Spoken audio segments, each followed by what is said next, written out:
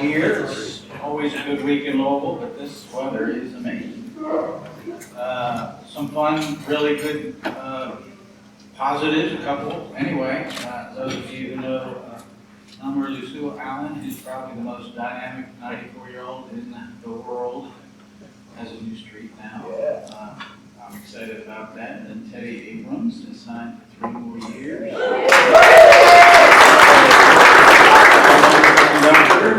More than a decade with us and still going strong. And his season starts actually next Friday.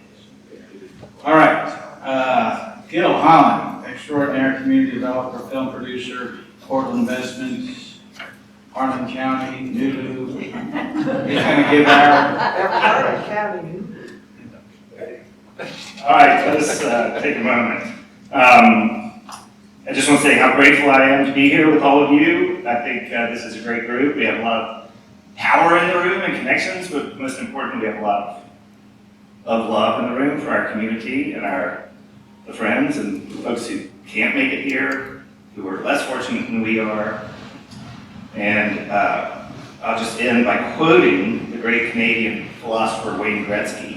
If you surround yourself with quality people and great friends, the sky's the limit. So let us pray for guidance to skate to where the puck is going and not where it is. Thank you. That's awesome. Very good. That's a philosopher, hockey player. Yeah. There's a lot of like 4 Canadians in the NBA Finals who started. Yeah, we have good. That was just a few months ago. Taking over the world. All right, leading us in the pledge and 4-way test, Joyce Seymour. Awesome.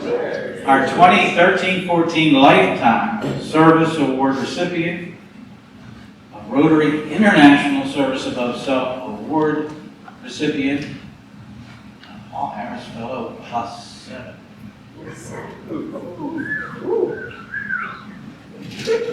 Going on to 8.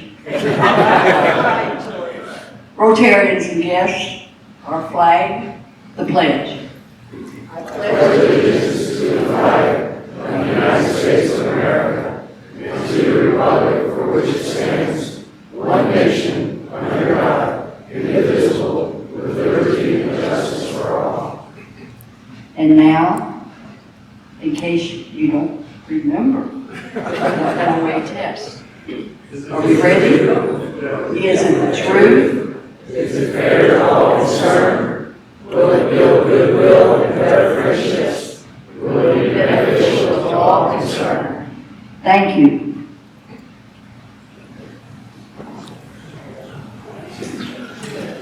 Consul, sing the Canadian National Anthem.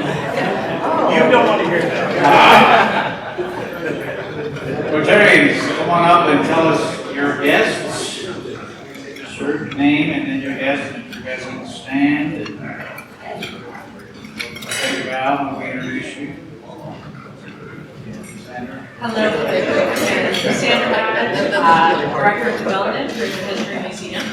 My guest today is Rachel Platt, who is our VP of Mission at Fraser.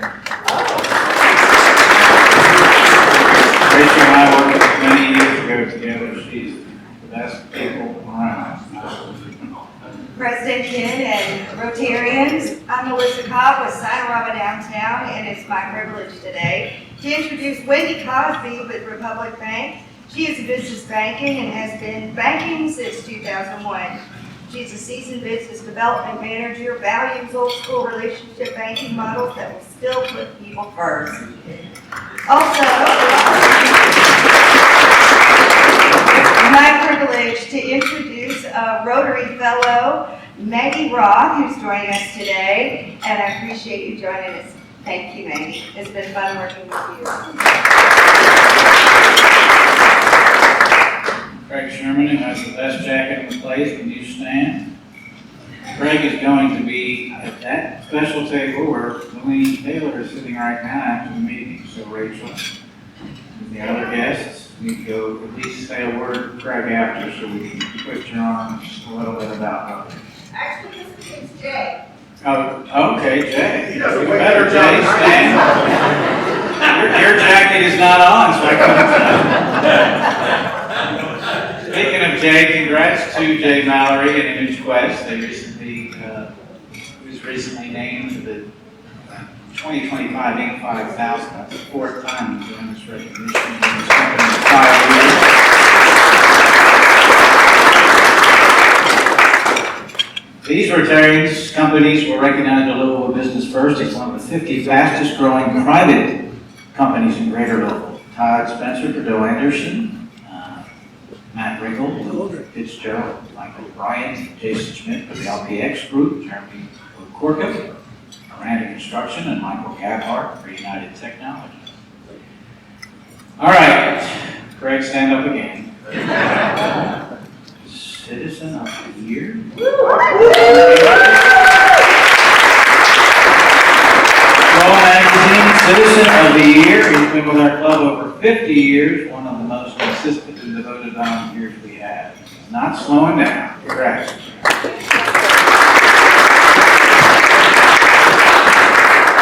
LouisvilleRotary.org, and scroll all the way down. You'll see all the Rotarians in the spotlight, as well as upcoming events and opportunities with member organizations. We have received another Club Excellence Award from Rotary International. This prestigious award recognizing our success in meeting or surpassing over a dozen different goals for attracting and engaging members, increasing our impact, expanding our reach. And we achieve these goals by your work. So continue to work actively with us to enhance the Rotary experience for each member. I want to thank more than 50 of you who participated in our retreat Monday, our leadership retreat. All committee heads, vice chairs, your input was invaluable, and I know the club is going to go on and set even greater goals and more records and win this award again because of you guys. Follow us online. We're on Facebook, LinkedIn, Instagram, and YouTube. We also have member groups set up on Facebook and LinkedIn where you can share information with each other about events and volunteer opportunities. All right, we're fortunate to have with us one of our District 6710 Global Grant Scholarship recipients. Yes. Shout out to Claire Arnold, who chairs the District Global Scholarship Committee. These are $50,000 scholarships. They fund graduate level work, research for 1 to 4 years for individuals who plan to pursue a career in one of Rotary's 7 areas of focus. Ours, Clevenger, is going to share his experience at the London School of Economics. Wow.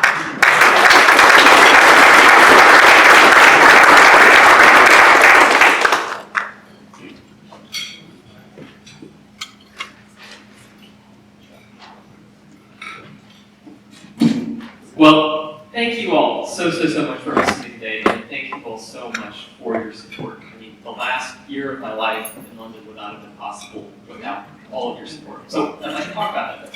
So, as Ken mentioned, I was at the London School of Economics. Specifically, I was in their psychology department. I was studying behavioral science with a specialism in well-being. My students in my cohort were from around the world. Sit down, and no one would be from the same country. It was awesome because of that. But what really got me there was some work in JCPS around student mental health and well-being. I'll talk about more in a minute.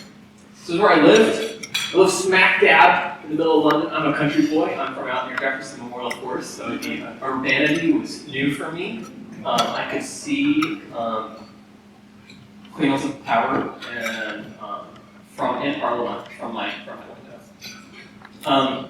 My dissertation that I focused on, which is top of mind for me because I just submitted it, was focused on JCPS's changes in school start times. I used data from the Comprehensive School Survey to look at whether or not, so the 2023-2024 academic year, they pushed back some secondary school start times and moved up some elementary school start times, creating a natural experiment to look at potential effects. And I looked at, student satisfaction with their schools, their sense of belonging, their sense of engagement, their sense of safety.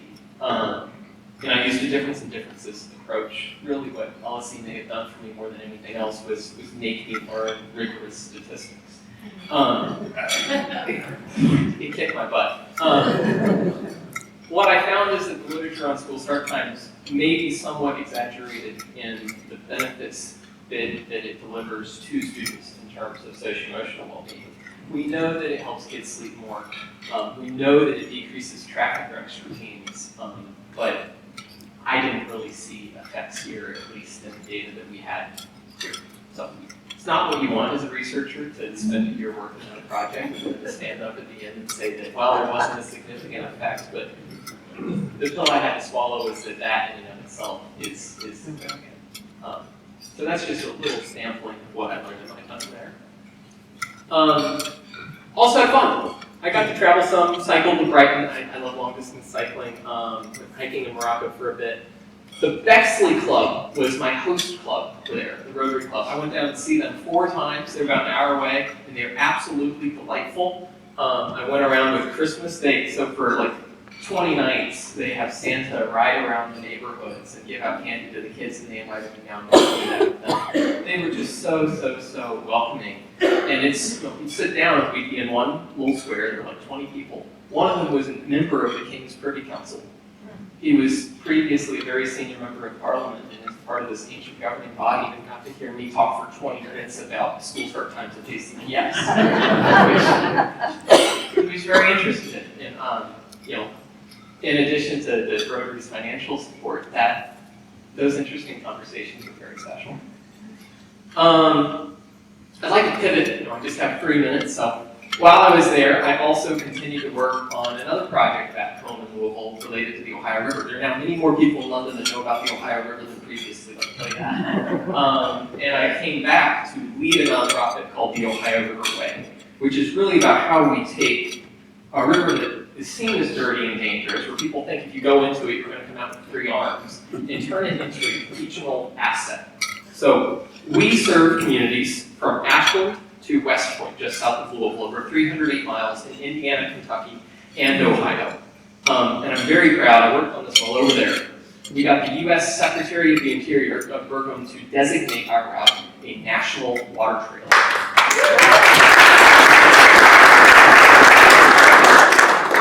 Thank you. I mean, it was years in the making by an incredible team of volunteers, but I was really grateful to be a part of that final push. I was tickled. I was on a train going up to Wales on the phone with the Washington Post reporter talking about the river here in Louisville. It was a surreal year living in 2 different worlds, working on these projects while studying alongside these students. So, there's a lot I could say about the work we're doing now. You might see us in these 30-foot long canoes on the river. We do some programming, including in partnership with the Girl Scouts. Hi, Maggie. Absolutely wonderful. So we're actually going to have a 10-day session with teaching Girl Scouts in Appalachia, everything there is to know about paddling. So very excited about that. Yesterday we convened all the departments of transportation and departments of natural resources in Cincinnati for Indiana, Kentucky, and Ohio to talk about what's a 50-year vision for a bike trail along the river. How do we make that happen? So now is really the time to be thinking big in terms of change along the river, because of this bill right here, introduced by Congressman Garvey, my former boss. So last year, he introduced the Ohio River Basin Restoration Program Act.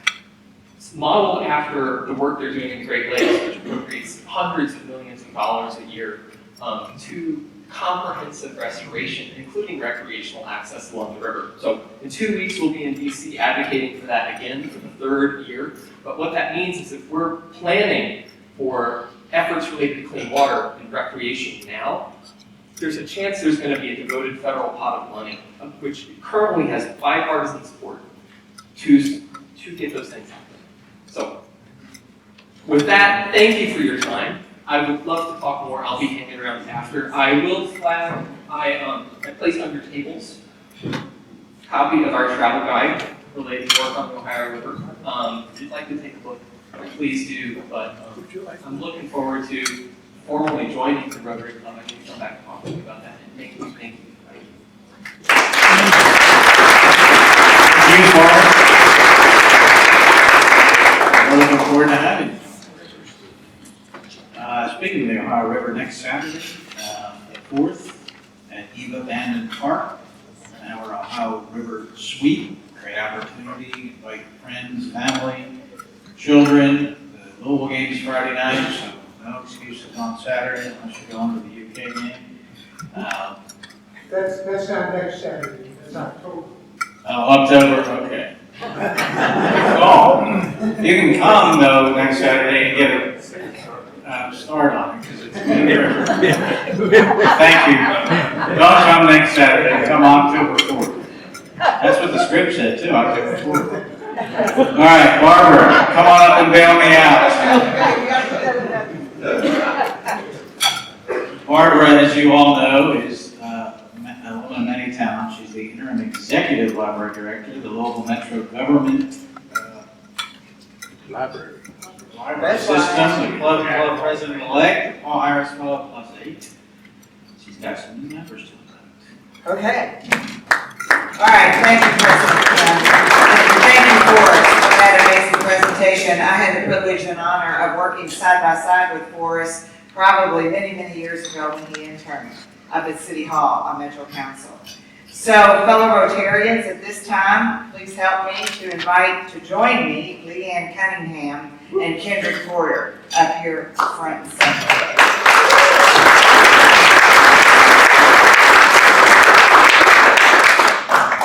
All right, so fellow Rotarians, you all know that we seek every day and every evening to grow our membership so that we may not only increase our impact here in the community and across the globe, but to influence our impact as a club as a whole. And the honor that President Ken mentioned is just one example of that. But we also increase our membership to extend the spirit of Rotary all throughout this great community, our great nation, and this great world. Now I say to you, Kendrick, and to you, Leanne, you have been elected to membership in our club because we believe that each of you possess qualities that are going to lead you to exemplify the true spirit of Rotary and the four-way test, which we all recited together, and we do that each and every week. You've been admitted not only to the 12th largest club in the entire world of Rotary International, but you're going to be inducted momentarily into an organization that has more than 45,000 clubs. And I am going to encourage you as you travel, as Forrest did, visit the Rotary clubs anywhere else in this country and anywhere in the world. They will welcome you. And Rotary membership adds value if you engage. That's the most important thing. It is one of the 4 main focus areas and pillars of Rotary, participant engagement. And we're going to give you many opportunities to do that. Now that you can attend meetings, you can attend events, you can hop on that very large Ohio River and take yes, I'm sure we have a committee that works on that, and participate in service projects, helping clean up the Ohio River banks is one of those from time to time. Share your knowledge with other folks, and share your talents as we live out the motto, service above self. So with that said, it is my honor to induct each of you one at a time. So Kendrick, you're going to step up first. Y'all remember when we were at Goodwill, I told you about that training video that we get every week that trains me on how to induct the new members? Well, my internet went out last night, right at this moment, and there was a glitch. So now we're on our own, Kendrick. Kendrick, I hand you your fabulous Rotary pin, which is a magnetic background with enamel white and fake gold border. We want you to wear it with pride. Now, the video did say I'm to step aside and you're to introduce yourself. Did she send you the video? I didn't think so.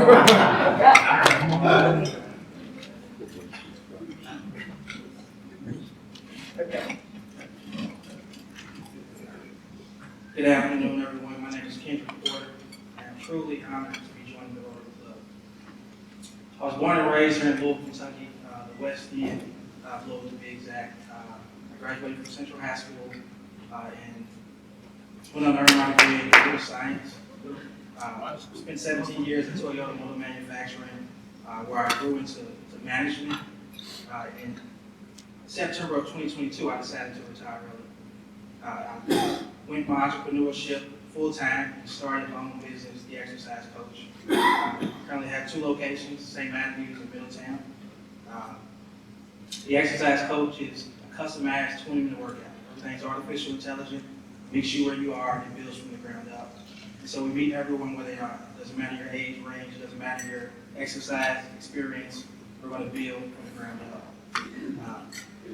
On the personal side, I'm blessed. I have my beautiful wife. I have a beautiful 16-year-old daughter. She attends Grace James Academy. She just turned 16 recently, but she also just got her driver's permit yesterday. You see me growing some gray hairs around her. You know why. She put me through it. But I'm very, very happy, very joyful for being here. What drew me to the Rotary is the thing that drives me in business, which is commitment to results and also community. I believe in making a positive impact, and I'm excited to walk through this journey with all of you and to learn and grow and to experience dedication and life with you. Thank you.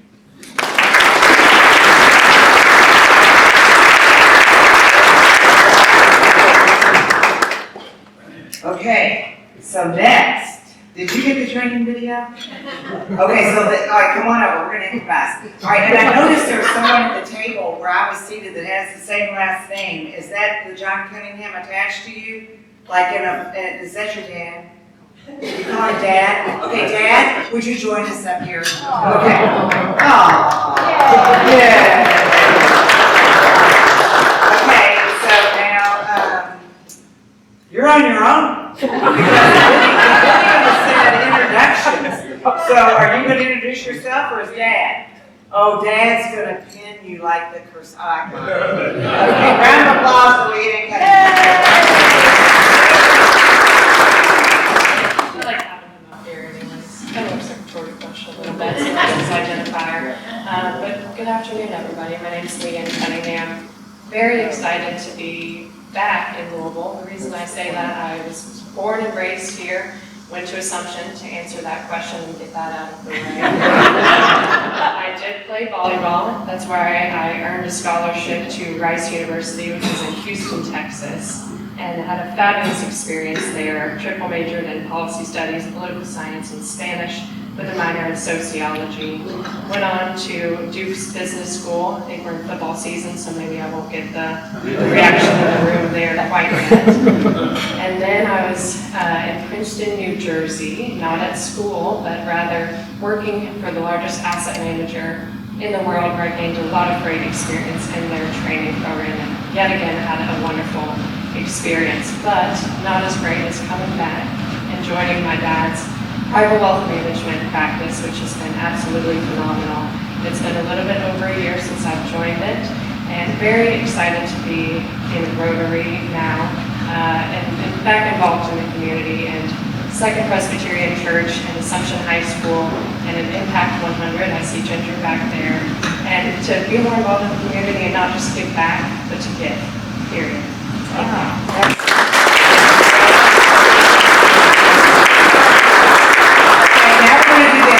Slide over that way for the photo in front of the step and repeat. Okay, here we go.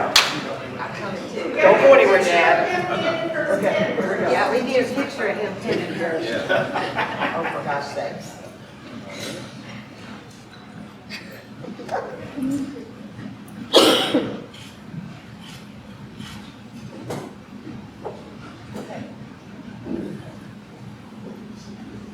That's almost like the paparazzi. All right, round of applause, y'all.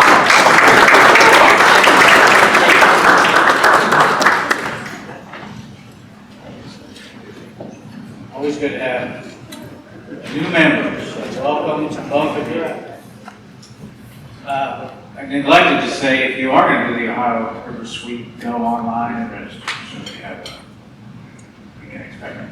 All right, today I have the privilege of introducing our speaker, Colonel Byrd, the Consul General of Canada, and he oversees Kentucky, Indiana, Ohio, and Michigan. He joined the Foreign Affairs and International Trade Canada in 2009. He served as counsel to the NAFTA Secretariat and the Department's Trade Law Bureau, where he focused on trade remedies in aerospace and software lumber trade issues.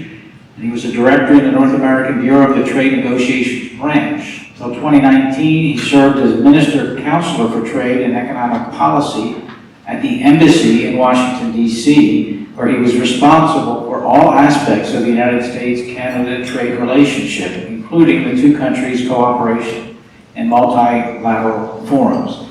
He has also represented Canada before dispute settlement panels and the appellate body at the World Trade Organization. And most recently, he was the executive director of the Trade Policy Branch, responsible for multilateral trade matters, particularly Canada's membership in the World Trade Organization. And he served as Canada's senior trade official at the Organization for Economic Cooperation and Development, where he chaired the Trade Committee and at the G7 and G20. He has degrees from Harvard University and the University of Ottawa, and he's going to be joining me up here. And we're going to do a Q&A, so get your questions ready. I'll get it started. Welcome. Good to have you.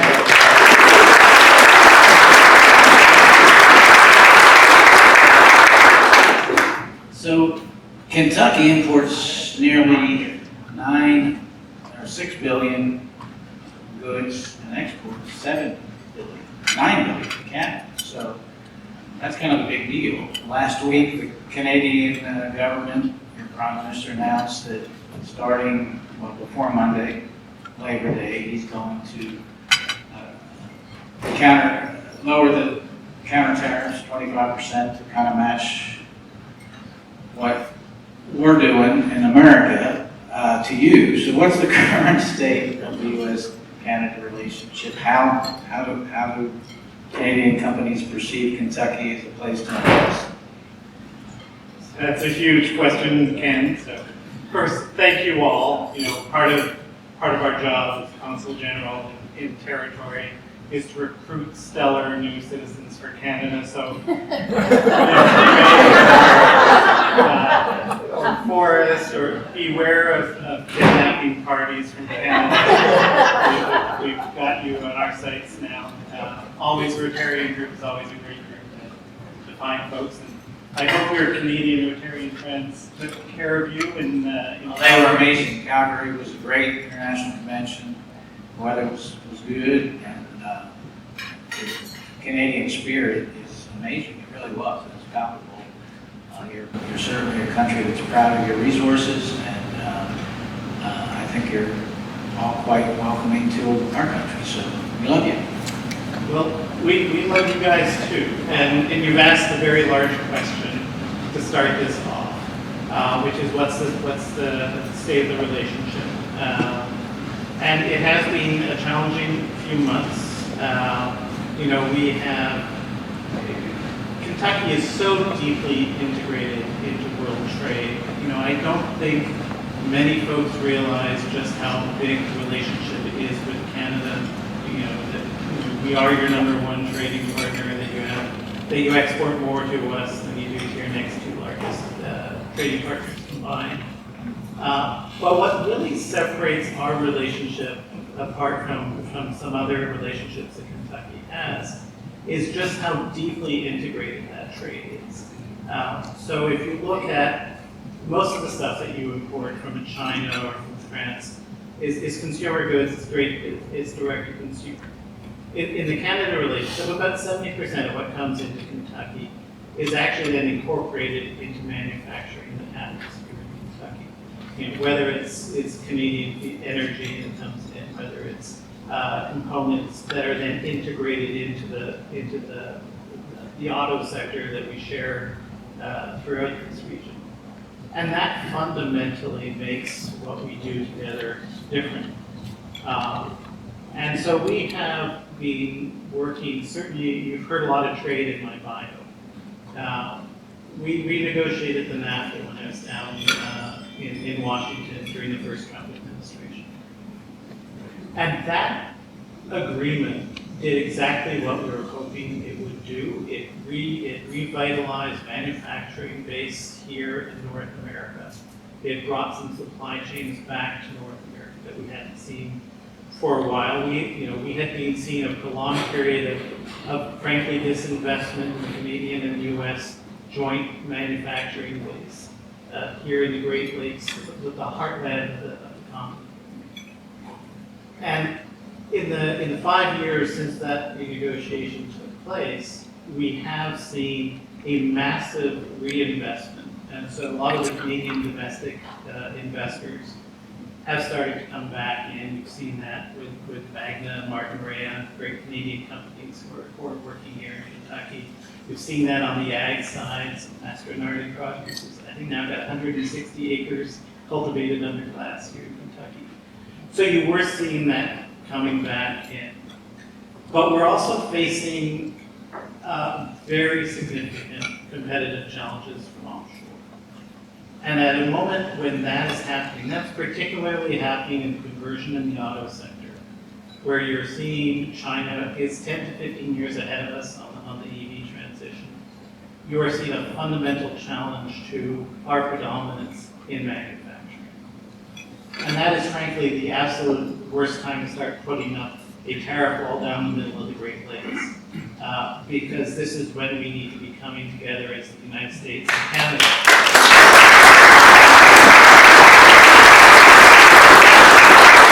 In addressing the challenges that we both have. And you know, over the last few years we've been doing that, whether it's making sure that we have the critical minerals here to actually have manufacturing happen here.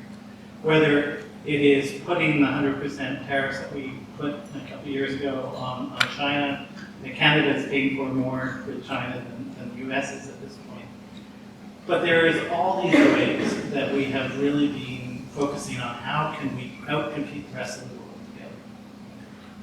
And you know, this is a very challenging time. We have, you know, this last Friday I was very pleased to be able to see that the Prime Minister announced the reduction on the responsive tariffs that Canada had imposed after the major tariffs on Canada.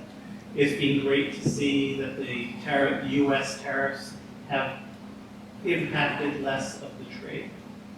But it's, you know, we just saw a $12 billion loss due to those tariffs to the auto sector in the Great Lakes region. That is a type of hit that we cannot afford. You know, I was just in China last month in the auto producing areas. They're producing great product. We have a real competitive challenge on our hands. We need to work together. Talk more about China. I mean, how do we do that? I know there's some heavy investment announced last week, even here with EV. Where do you see that going, and how can we close that gap? And on a bigger level, how do we deal with China as a whole as such a strong competitor? Yeah, no, it is one of the fundamental questions we both have here in North America. Right?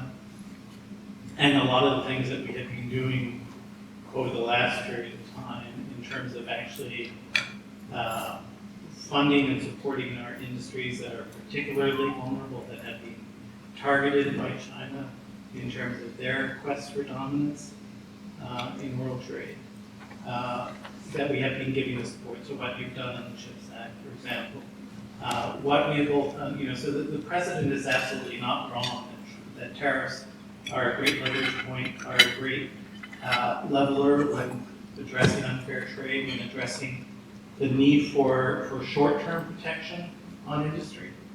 But fundamentally, we need to be working together on building out our infrastructure together. So we have just financed a new 6-lane connection to I-75 that brings the Canadian, you know, you are just an hour's drive from Toronto, the sort of the economic base of the 9th largest economy in the world.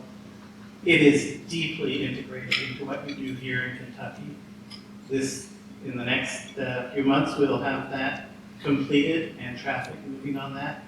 That's a signal to the world what you're doing down here on the Grims Fence Bridge between Kentucky and Ohio. What we're doing more generally in reinvesting in the infrastructure here so that we can get our products out to a world that needs the products that we make. All that is the key part of it. Tariffs are a key part of it in addressing particular threats from China. But they have absolutely no place as between friends. You have direct experience in the negotiation of the current U.S.-Mexico-Canada agreement that was put in place when Kentucky's own Kelly Craft was the ambassador to Canada from the United States. give us some insights on how these negotiations are conducted, about that particular agreement. She had the most amazing Rolodex. Which is exactly what you wanted. So we have been blessed with two great ambassadors, with the first Trump administration and now with Ambassador Hooks from Michigan. People from the region who sort of understand the economics of the relationship.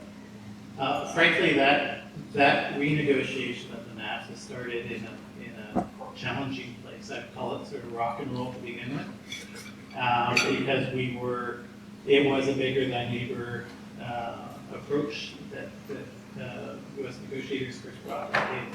And it looked like that negotiation was in deep trouble in the first year. And that turned around really when the huge commonalities between Canada and the United States started to become much more evident, that we needed to be working together to face what we knew then was going to be a major Chinese effort to enter the North American market once the EV market was established. We knew that we had a partner in Mexico that was actually focused on trying to increase wages down in Mexico. And we knew that there was an opportunity to really focus on reshoring supply chains to North America together, using the incentives that you have in a trade agreement to make that possible. And once the conversation started to move away from how can we take from each other to how can we work together, I think we ended up with an agreement that really incentivized production in North America. The stats prove it in terms of the redirection of investment. We really ended up with an agreement that actually gave some priority to high-wage jurisdictions and put some incentives in place for Mexico to aspire to a higher wage jurisdiction. And it put in place a whole set of conversations around very strategic supply chains, whether it's on critical minerals, whether it's on chips, that have made Canada and the United States far more strategic in addressing what is increasingly competitive, increasingly challenging global context. You also oversee Indiana, so can you do a little deep dive into how Indiana is doing with all of the current state of affairs? So I do have, I think, the best territory in the country because it is so integrated, right? So every single one of the 4 states in my territory, Michigan, Indiana, Ohio, and Kentucky, have Canada as their #1 trading partner by far and away. And there have been so many opportunities to connect, and that's the essential job of what is sort of essentially a regional ambassador role. So whether it's on small modular reactors, Indiana was very intrigued by what we are doing in Canada. We're going to have the first to grid small modular reactors up in Ontario.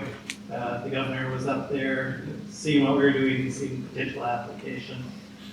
If you look at what we've been doing in terms of making sure that a lot of the battery plants, and Indiana has been almost as successful as Kentucky. You've both been doing really well in those three states, particularly with the Ford announcement here. But ensuring that there are reliable supply chains to that does go through Canada. We're the only G20 country that has all the critical minerals necessary and the processing capacity.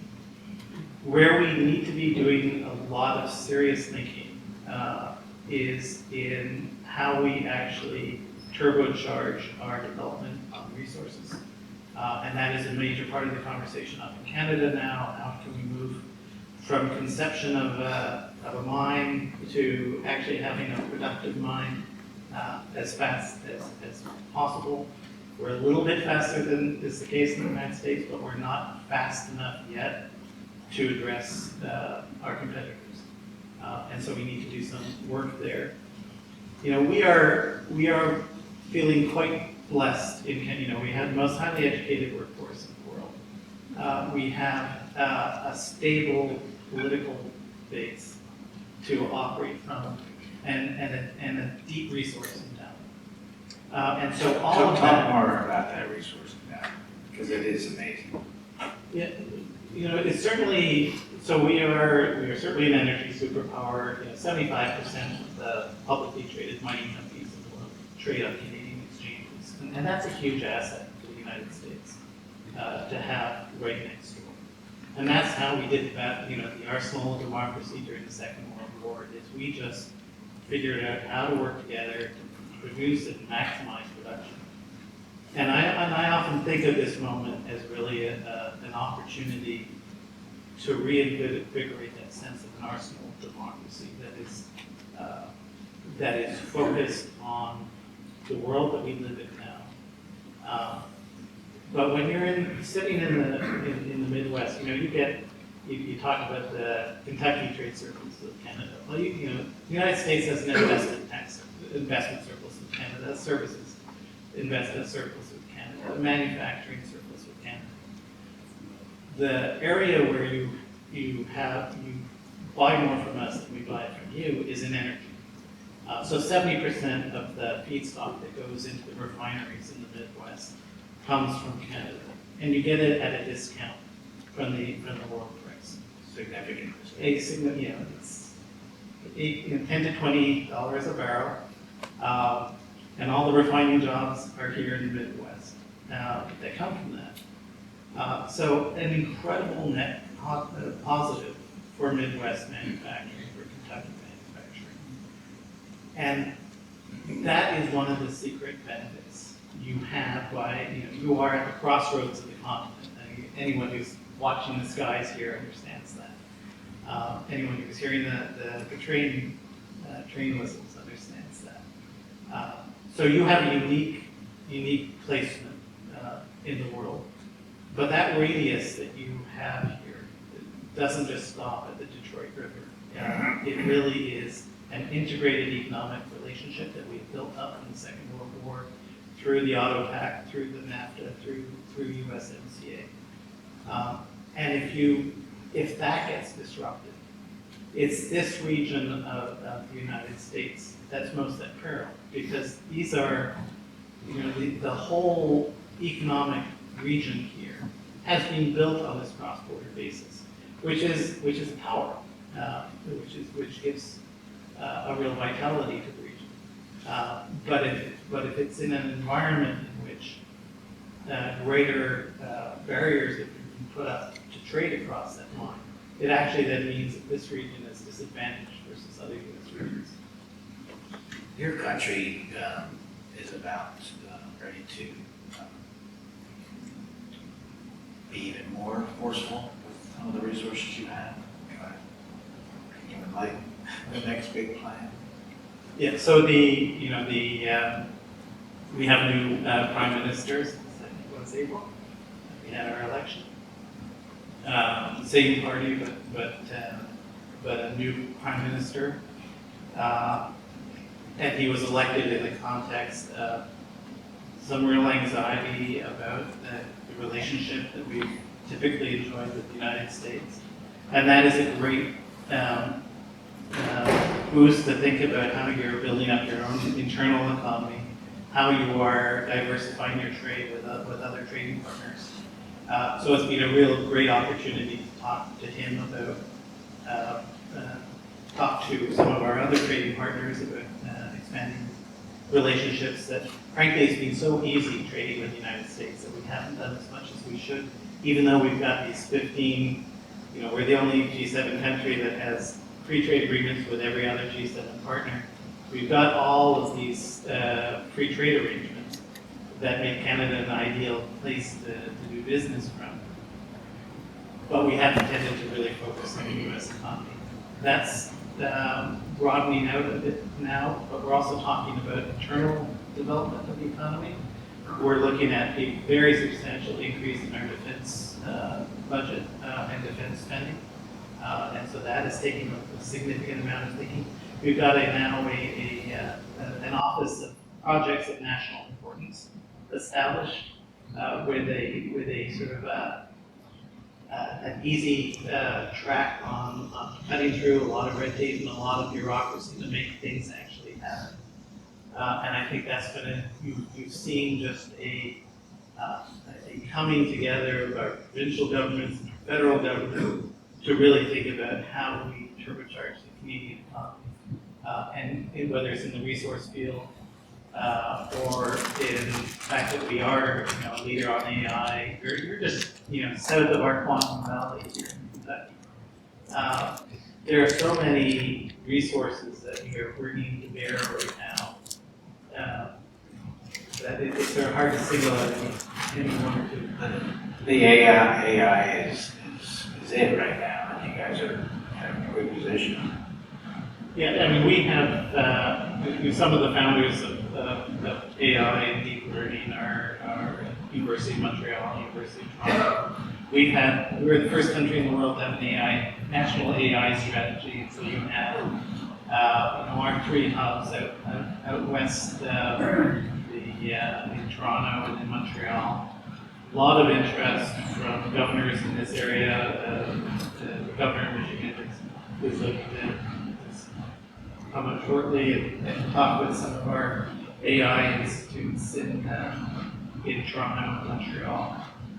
So there's a lot happening there. There's a lot of opportunity for collaboration with the United States as we are seeing some fundamental changes to the economy. How can the business people here assist in ensuring that free trade thrives? So what I always hear is predictability. Is sort of the namely, if you have one thing from government, it would be a stable and predictable environment for which to plan to invest and move forward.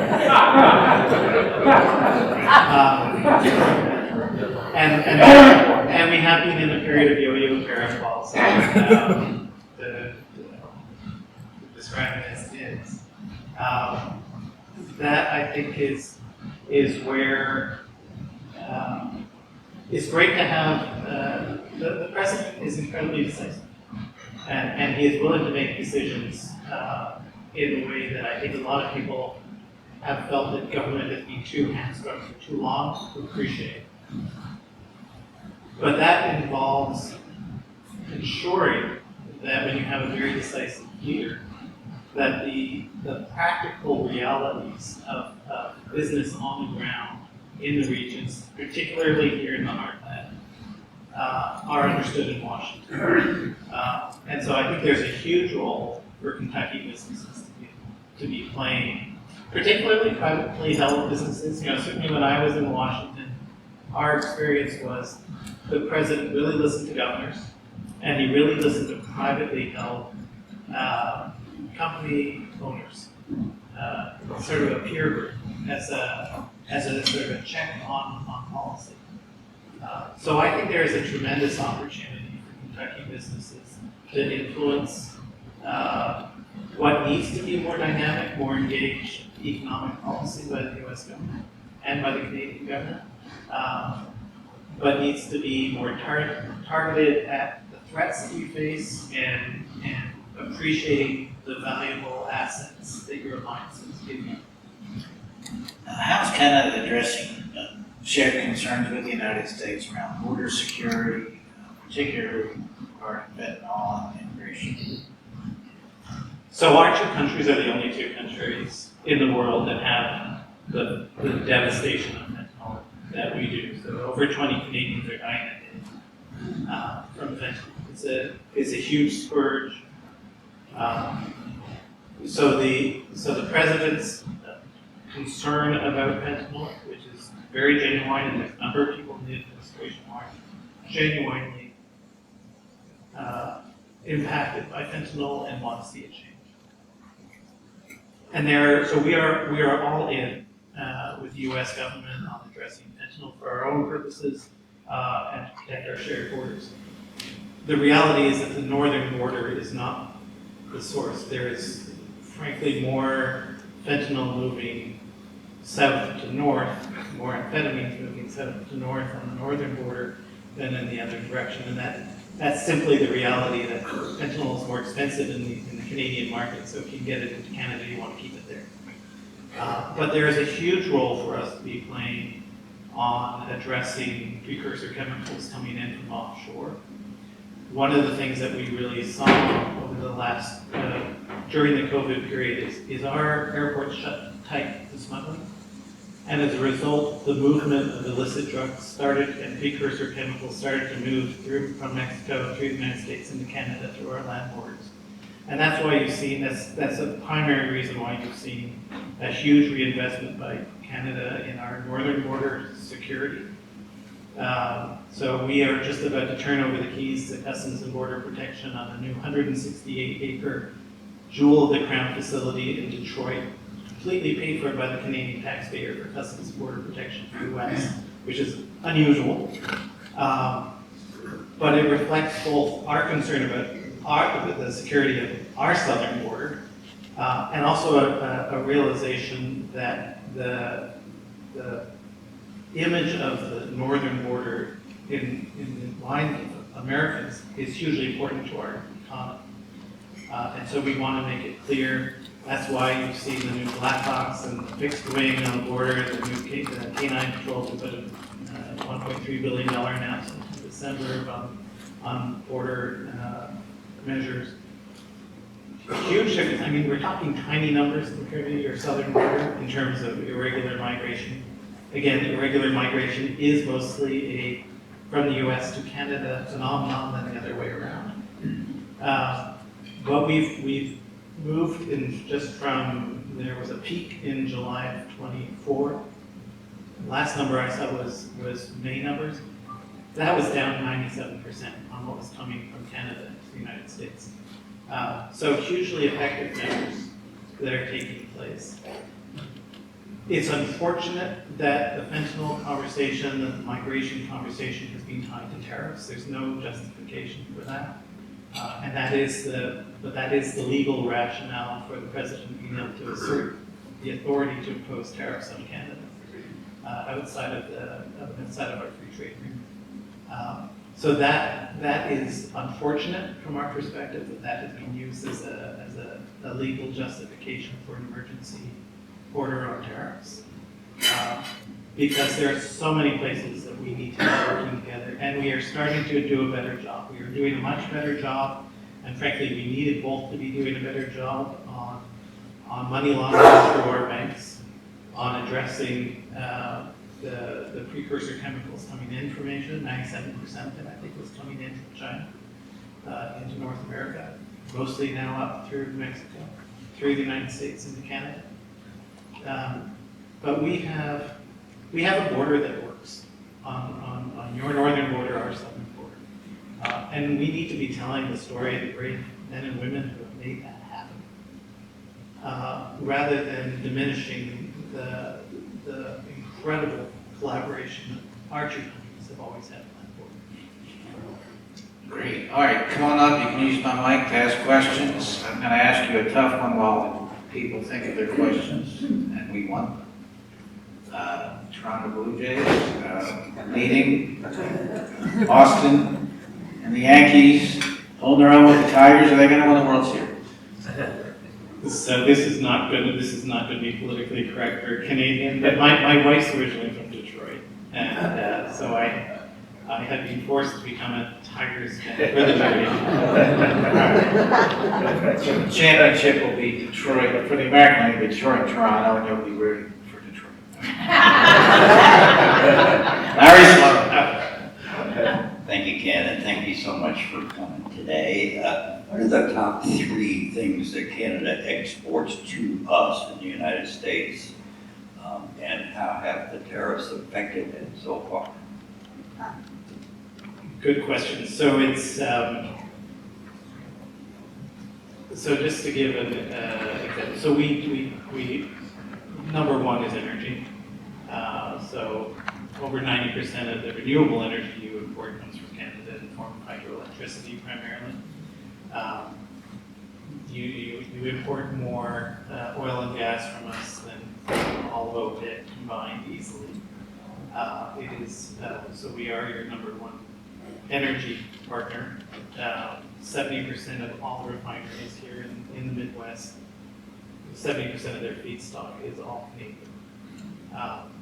And so that was initially targeted with a 25% tariff.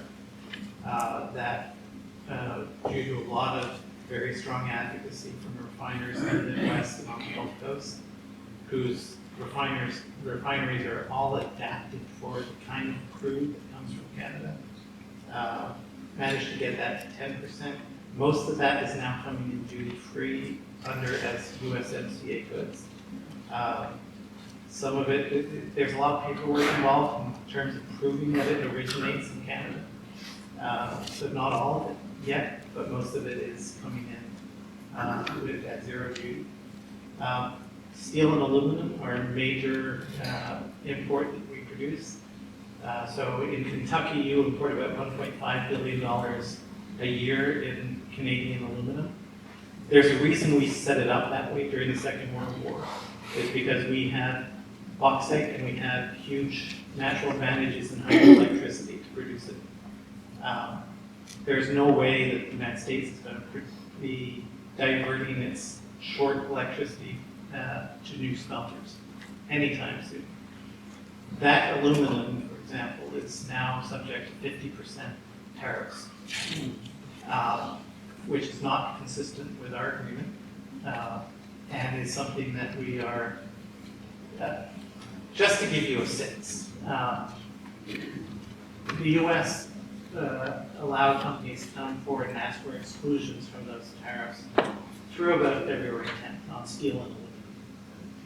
By the time they stopped allowing any more exclusion requests to be filed, there was a document over 17,000 pages long of single space, with each line being connected to a U.S. manufacturer who was finding that their manufacturing in the United States was being hampered by these duties.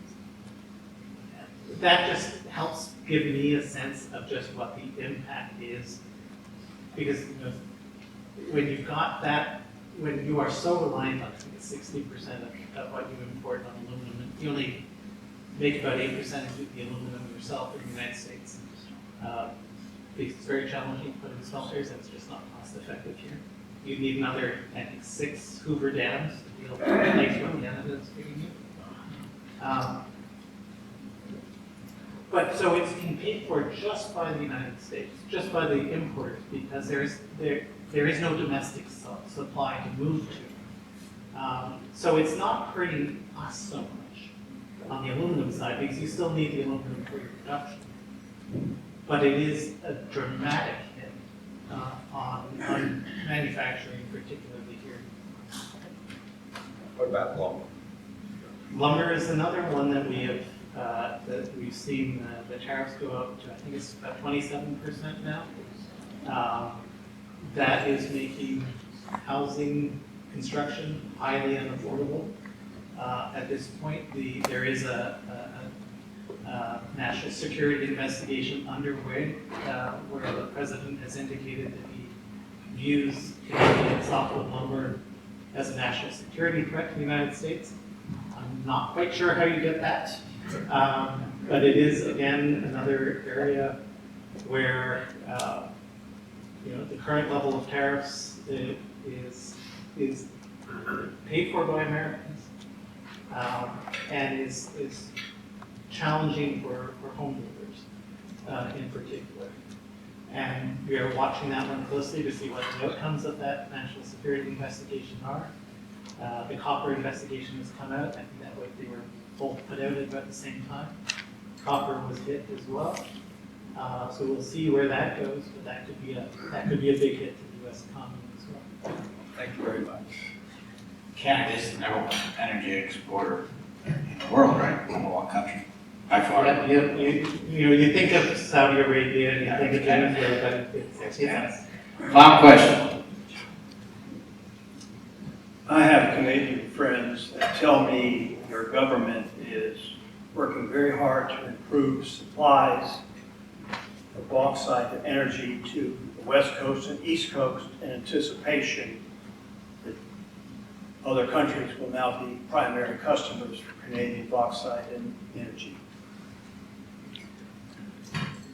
Yeah, we will see, the last few times that there's been a high tariff policy attempt in the United States, it was Smoot-Hawley during, we had the Depression to thank for that. We had McKinley tariffs. We had briefly the 10% surcharges from Nixon. In each of those cases, the negative impacts of that policy materialized quickly. I mean, for the first 3 months of this year, we had a huge boom, essentially, as people raced to get supplies across the border. That's starting to come down now. I am not a believer that the U.S. is going to have a high tariff wall up against the rest of the world as a consistent economic policy, because I don't think it makes sense as an economic policy. But you are quite correct that there is a lot of conversations amongst your most your allies around the world about contingency planning should the U.S. adopt essentially a tariff wall against the world. And that is something that we have to do because we are having to look at for the best interests of Canadians. But this is a relationship that is so fundamental for Canadians with our U.S. partners that it's almost an identity crisis to be told that your product might be a national security threat to the United States. It takes, it has an emotional impact as well as an economic impact. I think we will get through this. I had the experience of renegotiating the NAFTA, which also started in a challenging place, got to a much better place. So I'm fundamentally optimistic, but it has been unsettling. I thank you for your time today. Here's we